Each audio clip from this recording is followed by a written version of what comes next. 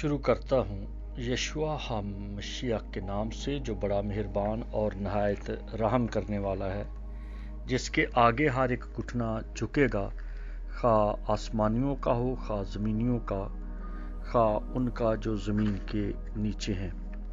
MCM university کے تمام students اور مبارک منسٹری کے ساتھ خدمت کرنے والے بھائیوں بہنوں کو سلام، شلوم، جے مسیح کی۔ میرے دوستو، آپ کو پتہ ہے کہ ہمارا جو سلسلہ چل رہا ہے وہ یسوع کے مردوں میں سے جی اٹھنے کے بعد کے 40 دنوں کی بات ہے کہ 40 دن انہوں نے کیا کچھ کیا اور کیسے پروف ہوتا ہے کہ یسوع مسیح مردوں میں سے جی اٹھا، کتنے گواہ ہیں اور کس طرح سے لوگوں نے شک بھی کیا اور کس طرح سے آہستہ آہستہ ماننا شروع ہو گئے۔ آپ اپنی کاپی، پینسل اور نوٹ بک نکالیں اور لکھنا شروع کر دیں۔ حوالے مختلف طرح سے ہیں۔ مرکز کی انجیل اور اس کا 16واں باب جب آپ پڑھیں تو آپ کو 12ویں آیت سے شروع کرنا ہے۔ میں تھوڑا تھوڑا اس کو پڑھوں گا تاکہ آپ صرف اس حوالے کو لکھیں اور اپنے طور پر اسٹڈی کریں، کیونکہ ہمارے پاس اتنا زیادہ ٹائم نہیں کہ ہم ہر ایک حوالے کو پڑھ سکیں اور اس پر دھیان دیں۔ اس کے بعد وہ دوسری صورت میں ان میں سے 2 کو جب وہ دیہات کی طرف پیدل جا رہے تھے دکھائی دیا۔ انہوں نے جا کر باقی لوگوں کو خبر دی، مگر انہوں نے ان کا بھی یقین نہ کیا۔ اب یہ جو بات ہے کہ ان کا بھی یقین نہ کیا، دراصل شاگرد فیڈ اپ ہو چکے تھے، اکتا چکے تھے۔ ان کی اکتاہٹ کا یہ ثبوت ہے کہ مریم مگدلینی اور اس کے ساتھ کی دوسری عورتیں صبح سویرے، اتوار والے دن صبح سویرے قبر پر گئی اور وہاں پر انہوں نے دیکھا کہ قبر کا پتھر ہٹا ہوا ہے اور اندر دیکھا تو لاش نہیں ہے، تو بھاگی آئی ہے اور آ کے شاگردوں کو کہا کہ کوئی اس کو چوری کر کے لے گیا ہے۔ شاگرد بھی بھاگے ہوئے قبر پر گئے اور جب وہاں پر جا کر دیکھا تو واقعی ایسے ہی تھا کہ کفن پڑا ہے اور اس کا سر کا یا چہرے کا رومال طے شدہ پڑا ہے۔ بعد میں وہ مایوس ہو کر واپس آ گئے بالا خانہ پہ۔ کچھ دیر کے بعد پھر مریم روتی ہوئی قبر کے اندر گئی۔ اس نے دیکھا کہ 2 فرشتے، ایک سرہانے ایک پنتانے بیٹھا ہے، اور انہوں نے کہا کہ تم زندہ کو مردوں میں کیوں ڈھونڈتی ہو؟ اور پھر جب باہر نکلی قبر سے تو ایک فرشتے کو قبر کے پتھر پر، جو قبر کے منہ پر پتھر رکھا تھا، اس کے اوپر بیٹھا ہوا کہہ رہا ہے کہ جاؤ جا کے تو شاگردوں کو بتاؤ کہ خداوند جی اٹھا ہے۔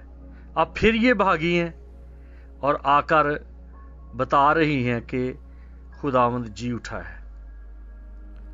اور اسی دورانیے میں انہوں نے یسوع کو بھی دیکھا، اسے مالی سمجھ کر مریم بات کرتی رہی۔ پھر جب یسوع نے اس کو مریم کہہ کر بلایا، یسایہ 43ویں باب کے آئینے میں، تو ایک دم سے وہ پہچان گئی تو کہتی ہے ربونی، یعنی کہ استاد۔ تو پھر استاد نے کہا کہ جاؤ جا کے میرے بھائیوں کو، میرے شاگردوں کو، میرے دوستوں کو بتاؤ کہ میں ان کو گلیل میں ملتا ہوں۔ تو شاگرد اکتا چکے تھے کہ یہ عورتیں ہمیں پھنسائیں گی، کہ کبھی آ جاتی ہیں کہتی ہیں قبر خالی ہے، کبھی کہتی ہیں وہ جی اٹھا ہے، کبھی کہتی ہے اسے کوئی چرا کے لے گیا ہے، कभी ये कुछ, तो रूमियों को पता चल जाएगा और वो हमें पकड़ लेंगे।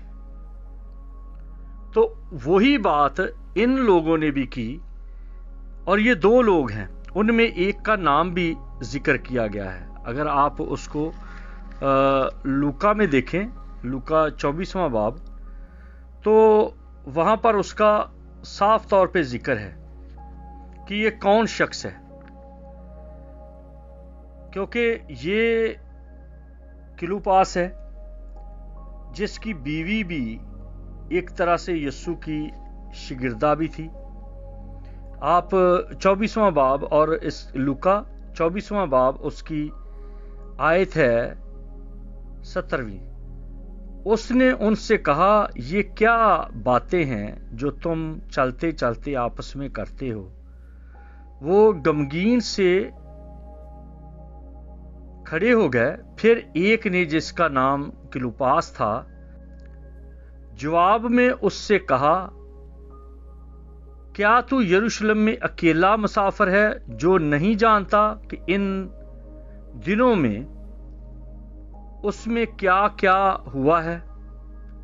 तो ये वो एक शख्स है जो दोनों मियां बीवी यस्सु के शागिर्द हैं, लेकिन ये 12 का हिस्सा नहीं है। और इसकी बीवी मरियम, उसका नाम भी मरियम था। यूहन्ना की इंजील अगर आप देखें तो वहां पर सलीब के मौके पर ये वहां पर मौजूद थी। ये यूहन्ना की इंजील उसका 19वां बाब और उसकी आयत है 25वीं। और यस्सु की सलीब के पास उसकी मां और उसकी मां की बहन मरियम क्लोपास की बीवी और मरियम मगदलीनी खड़ी थीं। ये औरतें हैं जो शागिर्दों में बड़ी पेश खिदमत गुजार थी। और ये मरियम का जिक्र जब भी आता है तो उसको कहा जाता है क्लोपास की, मरियम क्लोपास की बीवी।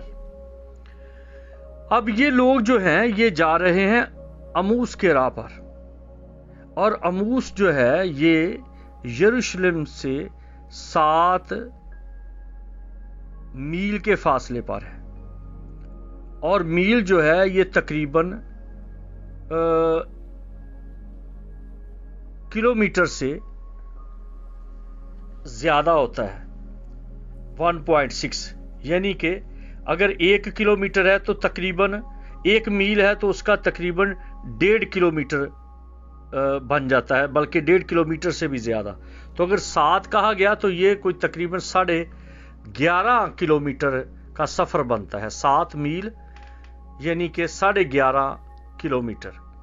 लेकिन जो मैं तो उस जगह पे गया हूं, मैंने देखा है कि जो पैदल चलने वाले लोग हैं उन्होंने बीच में कुछ ऐसी पगडंडियां बनाई होती हैं जिससे सफर बड़ा शॉर्टकट हो जाता है।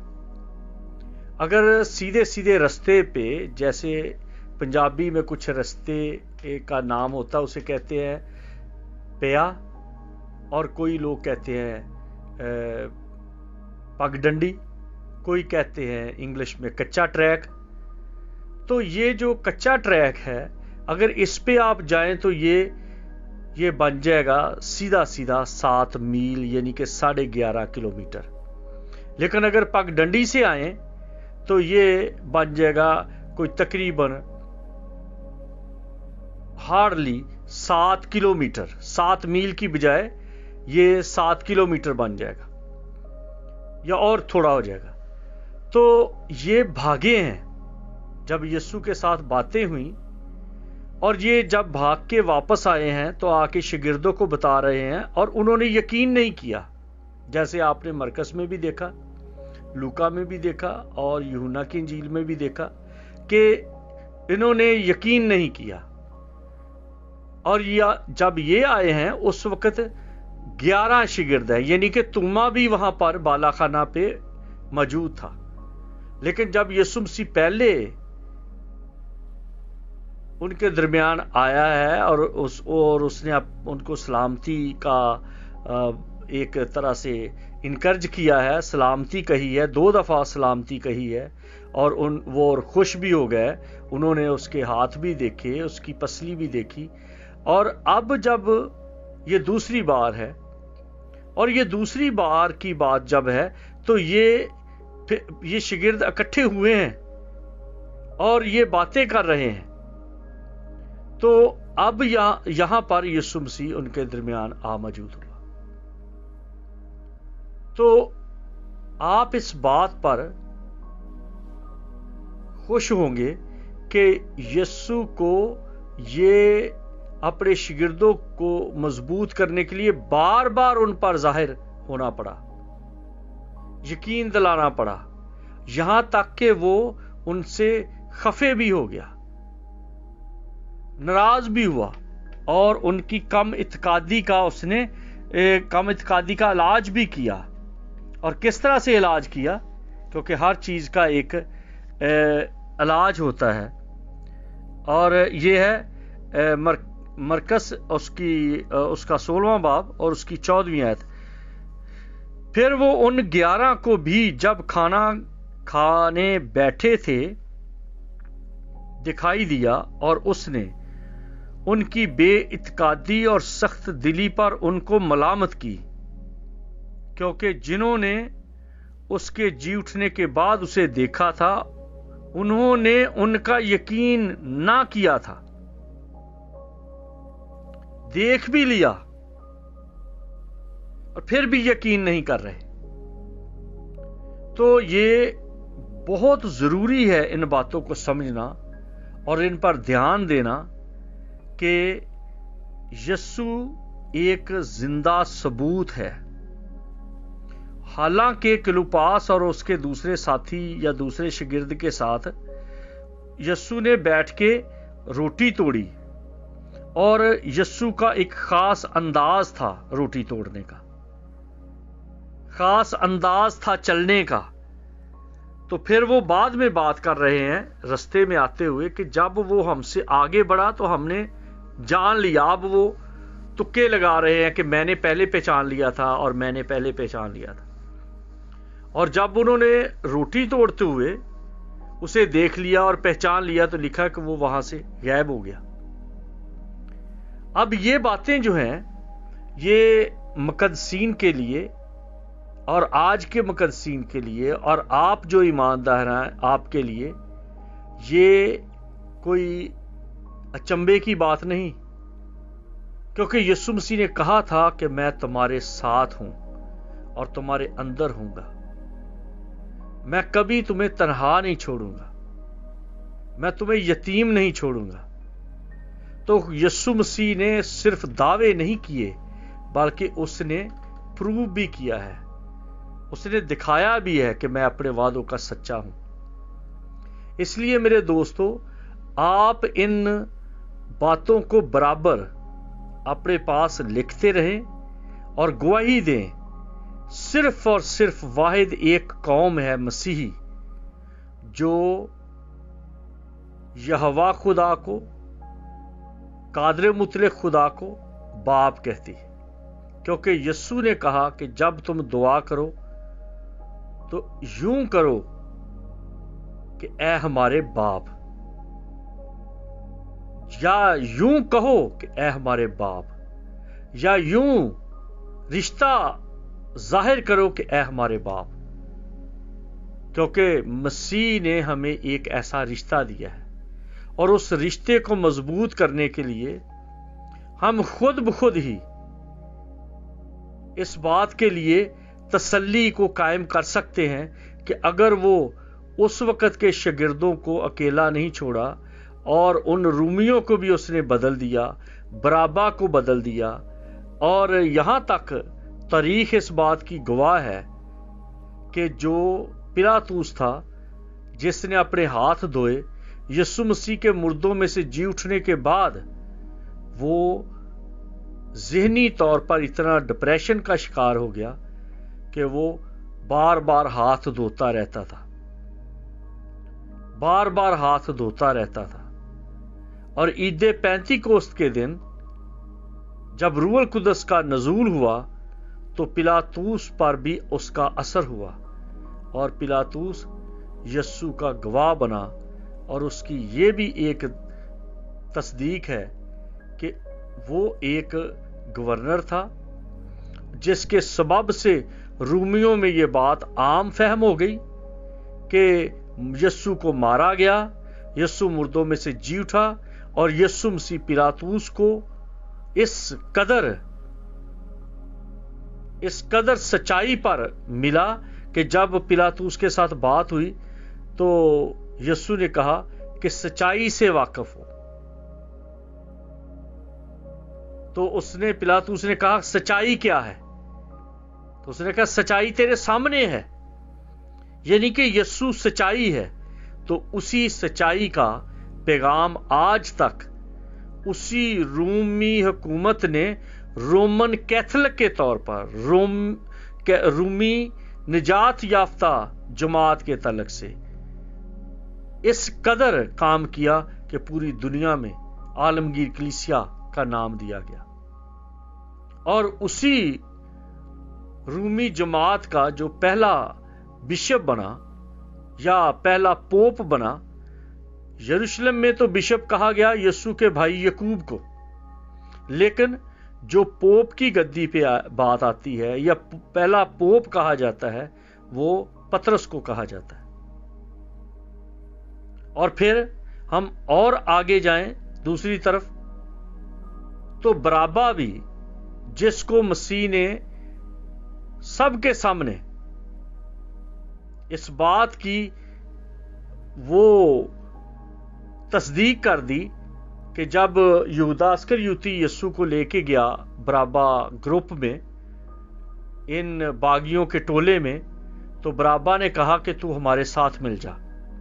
तो यस्सु ने कहा कि मैं किसी की जान नहीं ले सकता, मैं किसी को बर्बाद नहीं कर सकता, अगर जरूरत पड़ी तो मैं तेरी खातर अपनी जान दे सकता हूं। और जब यस्सु मसीह मुर्दों में से जी उठा तो बराबा को यकीन हो गया, क्योंकि आखिरी शख्स, दो आखिरी शख्स हैं जिनको निजात का मुकम्मल पैगाम मिल गया। उन्होंने, एक तो है बराबा, जब लोगों ने कहा कि हमारे लिए बराबा को छोड़ दो, तो बराबा छूट गया और यस्सु सलीब पर चढ़ गया। और दूसरा, सलीब पर एक डाकू है जिसने रिक्वेस्ट की थी कि मुझे अपनी बादशाहत में याद करना, तो यस्सु ने कहा तो आज ही मेरे साथ फिरदौस में होगा। तो जब बराबा को फ्री कर दिया गया और यस्सु मसीह को सलीब दे दिया गया, तो बराबा ये जानता था, उस बयान को वो भूला नहीं था कि इसने कहा कि मैं तेरी खातर जान दे सकता हूं। तो रवायतें बताती हैं, तारीख बताती है कि बराबा यस्सु का एक बड़ा मजबूत बहादुर एवेंजलिस्ट बना, गवाह बना।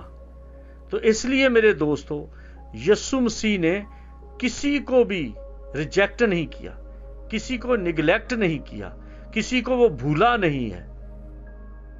वो पताल में जाके कैदी रूहों में, आलमे रवा में कैदी रूहों में मनादी कर रहा है, और जब मुर्दों में से जी उठा है तो फिर वो जो कमजोर दिल हैं, जो कमजोर ईमान हैं, जो बेइत्काद हो चुके हैं, उनका इलाज कर रहा है, उनके पास जा रहा है। और जमीनी जिंदगी में उसने गांव गांव, शहर शहर, इबादत खानों में जाके, हैकल में जाके मनादी की। तो अंदाजा करें कि वो कितना मजबूत और कितना दयानतदार और कितना पुख्ता और कितना सिंसियर चरवाहा है। इसीलिए वो कहता है कि मैं अच्छा चरवाहा हूं और मैं अपनी भेड़ों के लिए अपनी जान देता। अगर हम जो दावेदार हैं कि हम यस्सु के फॉलोअर हैं, यस्सु के शिगिर्द हैं, यस्सु के दोस्त हैं और यस्सु की खिदमत करने वाले हैं, तो अपनी सिंसियरिटी को देखें कि हम कितना टाइम लगाते हैं लोगों तक पहुंचने में, किस तरह से लोगों को इनकरेज करते हैं, किस तरह से लोगों को बहाल करते हैं, या सिर्फ यही फोकस है कि किस तरह से लोगों से